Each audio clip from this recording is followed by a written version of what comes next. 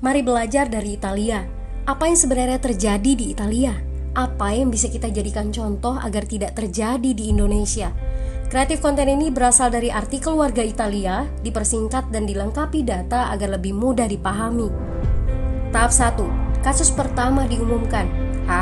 Itu cuma flu, apa pentingnya pakai masker? Orang-orang ini cuma lebay. Saya kan sehat, gak bakal ketularan, gak usah panik lah. Tahap 2. Jumlah positif COVID-19 mulai naik signifikan. Cuma beberapa yang kena, yang meninggal pun hanya orang-orang tua saja yang memang udah punya penyakit. Hidup seperti biasa aja lah, pacaran, nongkrong bareng temen, jalan-jalan ke mall, tetep lanjut. Tahap ketiga, jumlah kasus meningkat dengan cepat, berlipat ganda dalam 1 hari. Tingkat kematian pun bertambah.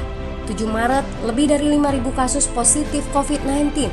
Zona merah diberlakukan di Italia. Wilayah yang dikarantina hampir 25% dari luas Italia. Sekolah dan universitas tutup, tapi tempat kerja, bar, dan restoran masih buka. Sementara itu, 75% wilayah lain masih menganggap enteng COVID-19. Anjuran mencuci tangan ada di mana-mana, tapi sekadar anjuran dan tak banyak yang melakukan. Tahap 4. Jumlah kasus meningkat pesat. Sekolah dan universitas ditutup selama sebulan. Darurat nasional pun diberlakukan. Rumah sakit menambah kapasitas, seluruh kamar dibersihkan untuk memberi ruang bagi pasien COVID-19. Tapi tak ada cukup dokter dan perawat. Ada terlalu banyak kasus pneumonia, terlalu banyak pasien perlu ICU, tapi ruangannya sudah habis, ventilator habis. Pada titik ini seperti kondisi dalam perang. Dokter harus memilih siapa yang akan diobati berdasarkan peluang bertahan hidup.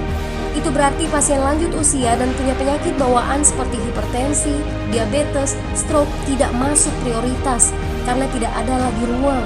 Sistem layanan kesehatan seketika runtuh. Tahap 5. 9 Maret mencapai lebih dari 9.000 kasus. Seluruh kota Italia lockdown. Orang-orang bisa pergi hanya untuk keperluan darurat dan dalam pengawasan ketat. Semua bisnis masih dibuka karena jika tidak, ekonomi akan runtuh. Itu kebijakan pemerintah. Mulai ada ketakutan, orang-orang mulai memakai masker dan sarung tangan. Tapi tetap saja, ada anak-anak yang merasa jagoan, masih ingin uji nyali. Pergi ke restoran rame-rame, hangout bareng, minum-minum dan lain sebagainya. Tahap 6. 2 hari kemudian pemerintah Italia berubah pikiran. Semua bisnis harus tutup. Bar, restoran, pusat perbelanjaan, semua jenis toko, kecuali supermarket dan apotek. Penyebabnya, karena dalam sehari yang positif bertambah lebih dari 2.000 kasus. Penduduk yang mau keluar rumah harus mendapat surat izin.